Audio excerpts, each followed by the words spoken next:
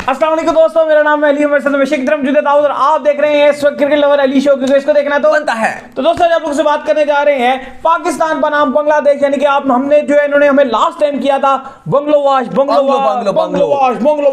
बड़ी मच्छियां चली थी, मैंने सुना। अगर हम हराएंगे, हाँ, अगर हमने हराया तो हम इसका नाम रखेंगे शैंटू वॉश। ये चीज तो शैंटू वॉश जो है वो करीब है। अब इंशाल्लाह लग रहा है कि कल के दिन जो मैच खेला जाना है पाकिस्तान वर्सेस बांग्लादेश, तीसरा मैच, और उम्मीद यही है कि पाकिस्तान जो है व्हाइट वॉश करेगा इनको और हम उसको नाम देंगे शैंटू वॉश। और आप लोग कमेंट में भी फिर बताइएगा शैंटू वॉश।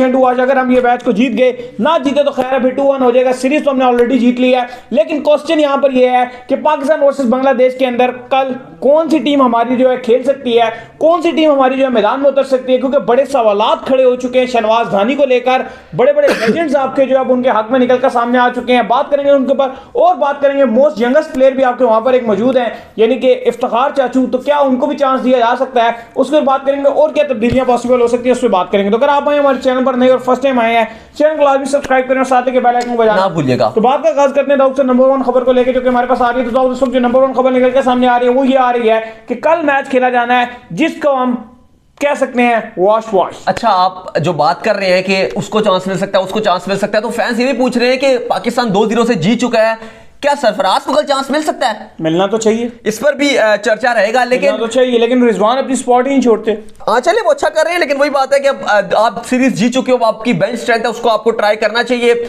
अब देखिए, खुदा ना खास्ता अगर किसी बड़े मैच बड़ी सीरीज के अंदर जो है वो रिजवान इंजर्ड हो जाते हैं और एकदम से आप ग्लव्स पकड़ा के सरफराज को उतार देते हैं, क्योंकि रिप्लेसमेंट तो यही है, सरफराज के अलावा कोई है ही नहीं विकेट कीपर, वो क्या करेंगे? सही बात है, ये एक प्रॉब्लम हो सकती है।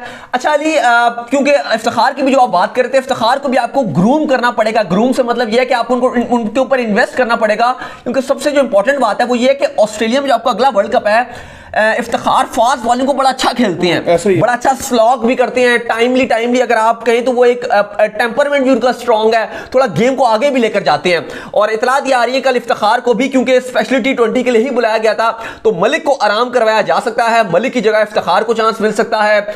धानी के लिए जो आप बात कर रहे हो, अब तो फॉर्मर क्रिकेटर्स आकर बार बार बात करना शुरू हो गए हैं कि ठीक है पाकिस्तान अच्छा कर रहा है, अल्हम्दुलिल्लाह पाकिस्तान अच्छा कर रहा है, पाकिस्तान जीत रहा है, लेकिन राशिद लतीफ ने भी कह दिया है कि अब तो धानी को खिला दो। शोएब अख्तर भी कह रहे हैं यार अब तो खुदारा खिला दो धानी को।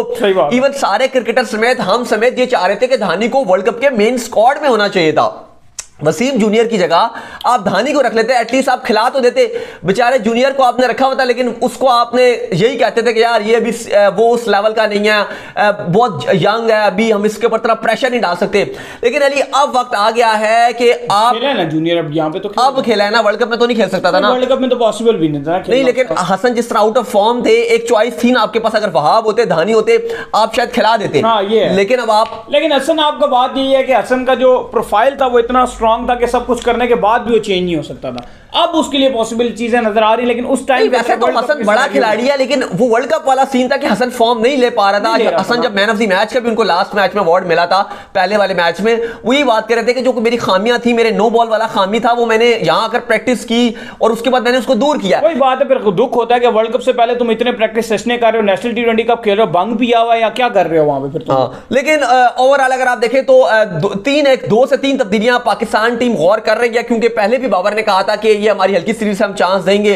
ठीक है, वसीम जूनियर को खिलाया गया, एक मैच में शाहीन को आराम करवा दिया गया, एक में हसन को आराम करवा दिया गया, वो थोड़ा बहुत आराम रोटेशन पॉलिसी चल रही है, लेकिन हम मजीद चाह रहे थे कि एक आदमी, ये बांग्लादेश की ऐसी टीम है जब बांग्लादेश अपने 5 खिलाड़ियों को आराम करवा सकता है, बाहर बिठा सकता है, वट एवर रीजन हो कि वो उनकी फॉर्म नहीं है या ड्रॉप हो गए या इंजर्ड हो गए, लेकिन 5-6 खिलाड़ी उनके मेन नहीं है इस टाइम स्क्वाड में। तो ऐसा क्या है कि हम क्यों ये कहेंगे कि हम फुल स्ट्रेंथ टीम खिलाएंगे, क्योंकि ये वो वाली बांग्लादेश की टीम भी थोड़ी सी नीची नजर आ रही है। ना तमीम है, ना शकीब के बगैर तो बांग्लादेश 0 रह जाती है, ना ही आपके जो है मुशफिक और रहीम है, ना ही लितन दास है, ना ही सोमिया सरकार है। तो 5 ऐसे बड़े खिलाड़ी हैं जो बांग्लादेश के मेन खिलाड़ी हैं, वो इस टीम में शामिल अभी नहीं है। तो हमें भी चाहिए कि हम भी घबराएं ना, धानी को खिला दें, कोई बात नहीं है। कल जो मुझे लग रहा है अली कि ठीक है, वो एक रहता है जिस तरह जब ये जीत जाते हैं तो तब्दीलियां कम करते हैं, लेकिन अब 2 मैच हो गए हैं। अब जो हमारा कल वाला मैच है शेर बंगला में, मुझे लग रहा है कि बाबर तब्दीलियां करने जा रहे हैं। शायद हो सकता है। पहली तब्दीली तो ये हो रही है कि धानी धानी को टिकट मिल रहा है कल का और लग ऐसा रहा है कि जरूर उनको इंशाल्लाह मिलेगा। धानी कल के मैच में खेल रहे हैं, आप किसकी जगह खेलेंगे ये थोड़ा सा सवाल मुश्किल हो गया, क्योंकि शाहीन, उसके अलावा हारिस रऊफ और तीसरे आपके वसीम जूनियर जो लग रहा है कि बाहर बैठ सकते हैं हारिस, क्योंकि हारिस रऊफ दोनों मैच खेल गए हैं। शाहीन और जो है वो आपका हसन एक एक मैच में दोनों को बाहर बिठाया गया है। सही है। तो अब पॉसिबिलिटीज ये है कि अब हारिस रऊफ को बाहर बिठा के शाहीन को खिलाया जाए और वसीम जूनियर और धानी ये तीन आपके गेंदबाज होंगे। उसके बाद अब आ जाते हैं अली सरफराज के ऊपर।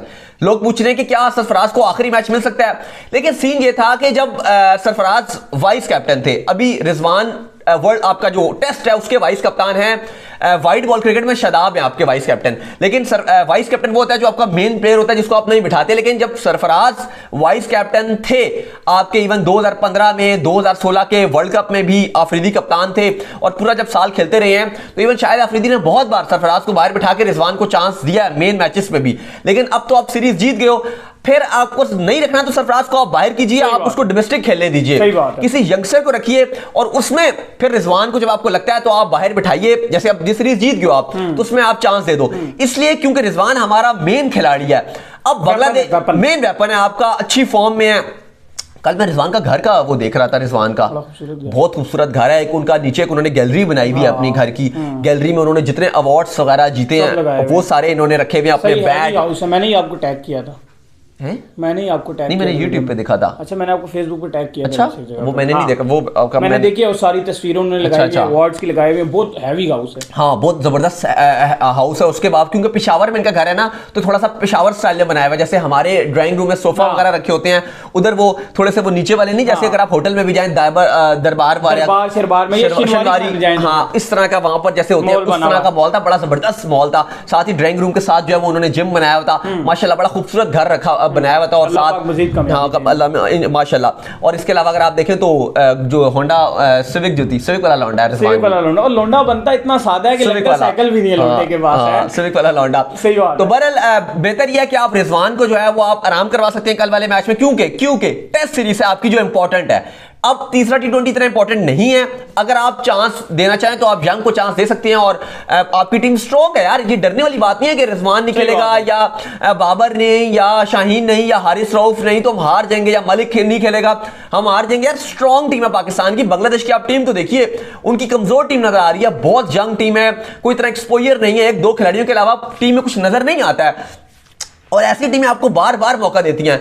अच्छा, वो जो उनके कमेंटेटर हैं उनके ऊपर बड़े चर्चे चल रहे हैं, लोग कह रहे हैं कि यार अगर पाकिस्तान अच्छे से अच्छा भी कर ले, शादाब ने वो इतना डाइव वाला कैच पकड़ा है तो उसमें भी वो उनका मीम बन रही है कि वो कह रहे हैं सॉफ्ट डिसमिसल है। वाह क्या बात है, इजी कैच था और सॉफ्ट डिसमिसल। और जब वो कुछ सिंगल लेते हैं ना बांग्लादेश का खिलाड़ी तो वो कहते हैं wow it's a what a shot, it's a historical shot. सही बात। तो वो उनका जो है वो बहुत मीम बन रही होती है, बड़े जो है उनको मिस कर रहे हैं, कह रहे हैं कि without other commentary, without other commentary डे तो फजूल है यार, कोई फायदा नहीं है इस दिन का। ये विदाउट दिन कैसा गुजर रहा है, लग रहा है कि पाकिस्तानी फैंस से उनको पहली सुना जो इतना ज्यादा उनकी हाइप बन गई, क्योंकि वो बेचारे कमेंट्री तो कब से कर रहे हैं। एक काम तो हो गया, आने वाले वक्तों में आपको बाजिद खान को लेजेंड मानना पड़ेगा। सही बात है, इतना तो फिर हमें चलता है ना, हम फिर बाजिद खान को, बाजिद और अथर अली खान इनके एक अलग ही लेवल है कमेंट्री का, इनका एक अलग ही सिस्टम चल रहा होता है, बॉक्सिंग का कोई मैच चल रहा है। सही बात है। अच्छा बहरहाल एक आप सरफराज को अब यहां पर चांस दे सकते हैं ताकि रिजवान को बिठाकर, ताकि जो आपका टेस्ट सीरीज है, जो आपका वर्ल्ड टेस्ट चैंपियनशिप का पार्ट है, इंग्लैंड में इस बार खेला जाएगा फाइनल 2023 में, तो उम्मीद ये करते हैं कि पाकिस्तान फाइनल में पहुंचे।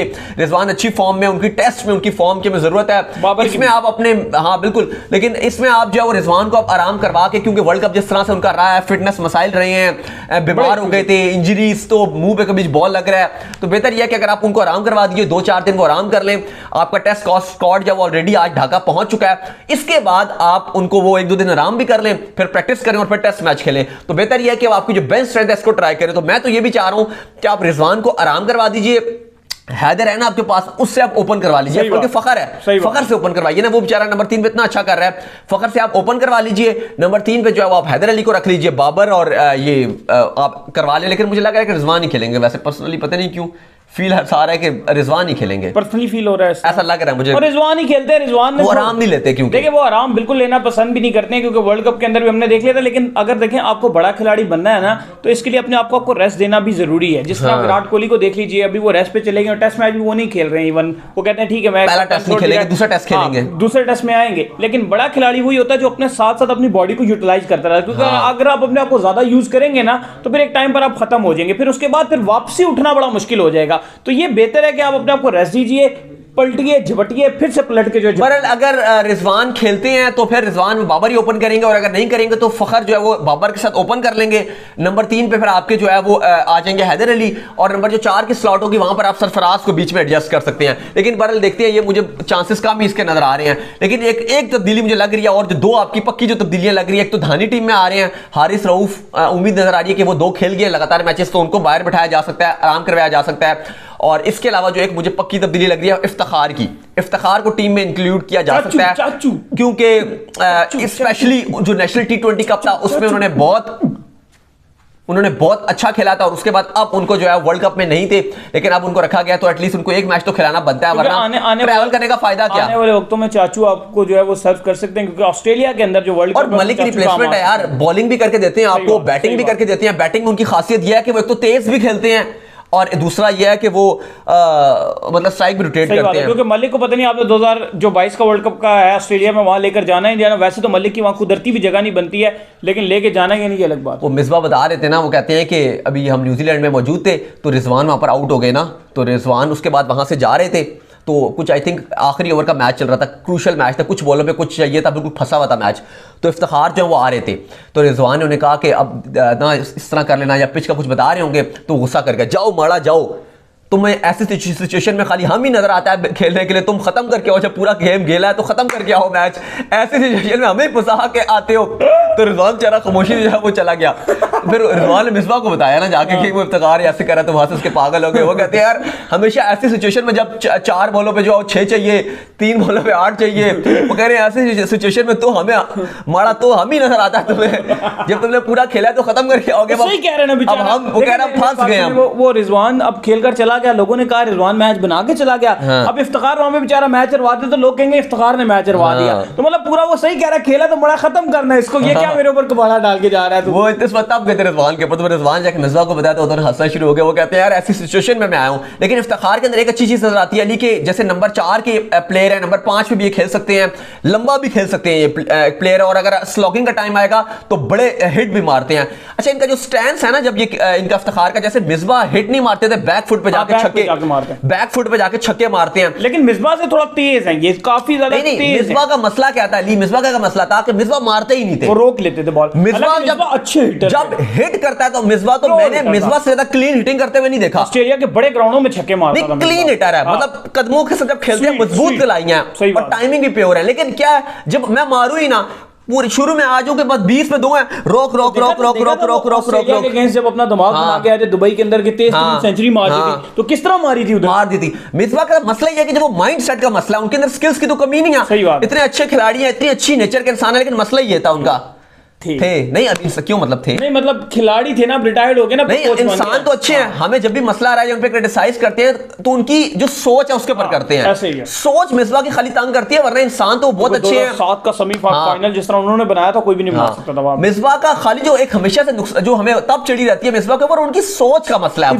वो मतलब बहुत ही डिफेंसिव माइंडसेट एक रहता है, हटे टीम से देखे टीम कहां चलेगी। लेकिन बाकी अगर आप देखें, जब वो हिट मारते थे, जब वो ये कह देते थे कि मैंने चार्ज करना है, तो आखिरी 4-5 ओवर हो जाते थे तो अच्छा करते थे। लेकिन उससे नुकसान क्या होता था कि आप 220-230 से ऊपर जा ही नहीं सकते। जब आखिरी आप 3 ओवर में माइंड बनाओगे ओडीआई में कि मैंने चार्ज करना है, तो क्या फायदा, जो आपने बाकी 20 के 20 ओवर जाया कर दिए, ये मसला था। बाकी तो मिसबा अच्छे इंसान है, बहुत अच्छी नेचर के हैं, हुम्बल हैं, जी करके बात करते हैं, बहुत अच्छे इंसान है। बट पाकिस्तान की टीम में तब्दीलियां हो रही हैं, वो 2 से 3 तब्दीलियां हो सकती हैं।